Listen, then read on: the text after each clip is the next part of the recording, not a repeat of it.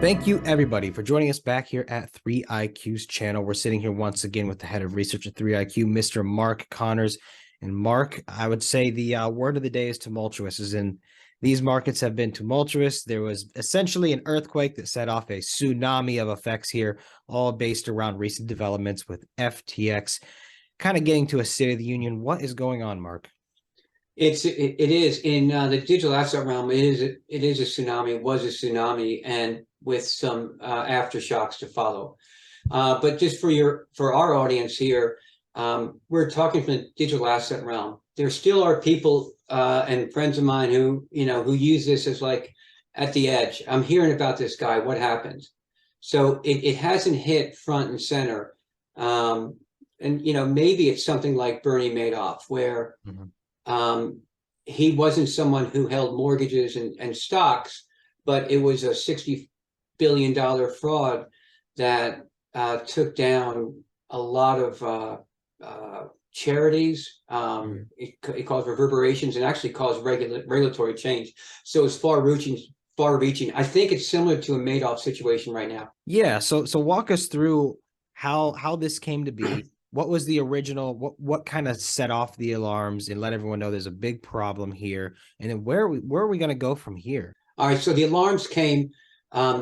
We were talking beforehand, and our most recent video was November 8th, and we're like, oh, here we are, election day in the U.S., and we have, Changpeng Zhao from Binance chairman, people call Darth Vader because he's kind of the big overlord now in exchanges, the largest global exchange, saying, I got this. I'm going to letter of intent, FTX, no problem. By the time we printed that video, the deal broke. We were clear saying letter of intent because we're like, it maybe does he know everything? We didn't know it would break, but we knew it was a potential. So that broke. I believe, well, let's say the facts. Later that night, our chief crypto analyst, Connor Lowen, and I were, he was leading the sleuthing of the Ether scan, which is the scan of the chain to look at all transactions, ERC20 and beyond. And we looked at the Alameda and FTX wallets. So for the uninitiated, those are basically the transactions on the chain. So if you have a coin like FTT, which is the exchange coin for FTX, it's on a blockchain. So we saw a transaction coming from Alameda, specifically Alameda Wallet 24. It's noted in our publication, which will be, can we include that here, Michael? Yeah, we'll have a link below for sure. Yeah. Good. And so we're going through there, we're like, oh my God. Like it was like 7:03 p.m. and I know it because that's when we sent a chat to each other. We saw 4 billion go from Alameda, supposedly a separate entity, into the FTX deployer wallet. Now we're getting into the details here because what happened? What happened is that there's a new tool available for people to do credit work on tokens and on protocols. It's called the blockchain. They're explorers. And that went back to something called the FTX deployer. The deployer is supposed to be the omnibus account to hold client coins. So basically what happened is whether CZ saw it and then just wanted to give attention to it by saying, I'm going to buy you and I'm going to sell my coins, blah, blah, blah. People saw this, Michael. That was the smoke and the fire alarm was pulled. I think CZ got up there and maybe said, maybe I can make a run of it, maybe not, don't know his intentions. All I know is that he came in right about the time that CoinDesk, us, and others found this wallet. Yeah, fair enough. I mean, it is hard to glean what his intentions were from it, but it's good the alarm was sounded, so to speak. We had to find out about this one way or another, right? This was a house of cards, and it was eventually going to collapse.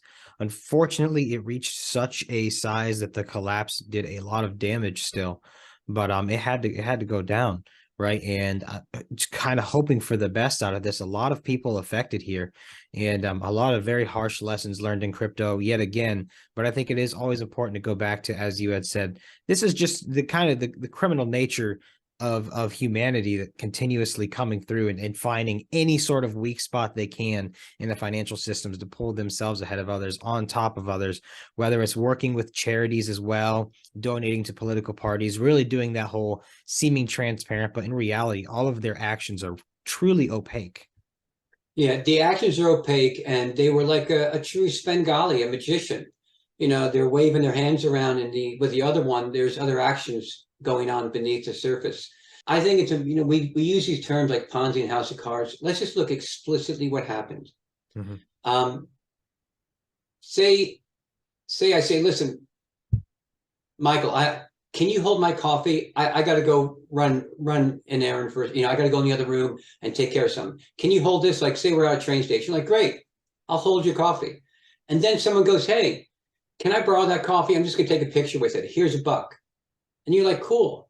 I'll get it back. I'll take Mark's coffee and just lend it and give it to this guy who's going to do a video because, for whatever reason, bear with me in the analogy. I'm just making this on the fly. But basically, it's something that shouldn't be lent out. Someone gave you something to hold. They're not expecting to go out. So It was a house of cards. These assets are supposed to be held in the deployer. They were there supposed to be because when people trade with FTX, they were supposed to be able to get discounts. So they were being enticed with the future potential of discounts. Mm-hmm. And Sam Bankman-Fried, as chairman of the firm, no reason to believe otherwise, he and others took those assets and gave them earlier to Alameda. So this was an echo of May, June, because Alameda was arguably over their skis and going to go down like Three Arrows Capital. But they got a bailout under the cover of darkness of night by FTX. And then those assets came back on September 28th from Alameda Wallet 24 into the FTX deployer. It's all there on Etherscan for anyone to see. And that was $4 billion then. It's a couple $100 million now. And to your point about better now than then, absolutely. Because imagine if they kept it up and assets kept getting bigger and they kept this ruse. So instead of 1 cup of coffee, I'm like, what? Thanks, Michael. Oh, can you hold my luggage? Oh, by the way, I'm gone for the weekend. Can you check my house out? You're like, no problem. You're a trusted custodian. All of a sudden you get more assets and then you keep abusing them. Imagine if Bernie Madoff was caught 5 years earlier, the loss would have been less. So I think that this is the case. We can't mitigate that there's a problem, as we were talking about earlier, for all those people who lost assets and the stress. I mean, but I think the fact that this theft occurred on blockchain did two things. It reduced the fallout, like you said. Absolutely, no doubt in my mind. It also set the stage. Every firm will have a Connor Lowen. They'll have a crypto analyst. They need to have this tool in their arsenal. You can't be in the game unless you have an opinion and you're on what the flows are going on. So instead of having a trader that looks at technicals in the stock market, like 200-day moving averages, people are going to go below the surface and look at the plumbing. They couldn't do that before. No one could look at Bear Stearns OTC contracts. Now we can. So I think that's the not yet heralded takeaway and positive out of this.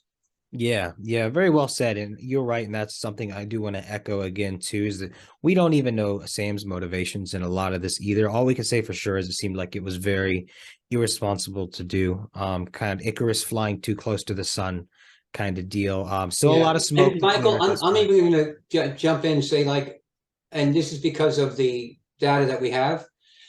Icarus means to me, right, it's saying let's go higher, but it's in the direction of maybe growth and opportunity.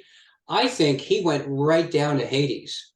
I think he crossed the line into the netherworld by taking the client assets that were expected to be held in trust, and he blew them out.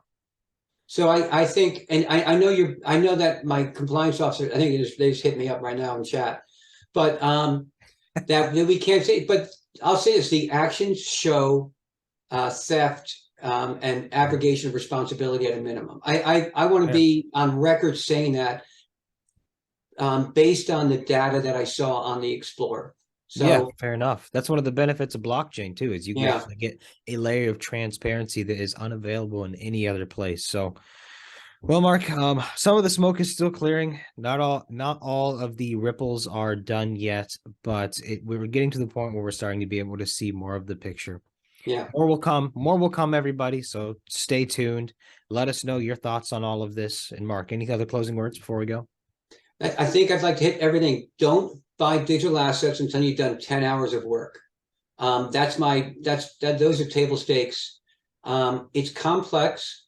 There are, so do your own research, I guess, is how we should end it without any more commentary. Always. Fair enough. Fair enough. Do your own research. I'm going to leave with one other important one, probably my favorite one. If it's not your keys, it's not your crypto. If you're using a custodian, it's in their hands, not yours. But thank you again, Mark, for your time, and please have a wonderful day. Great. Thanks, Michael.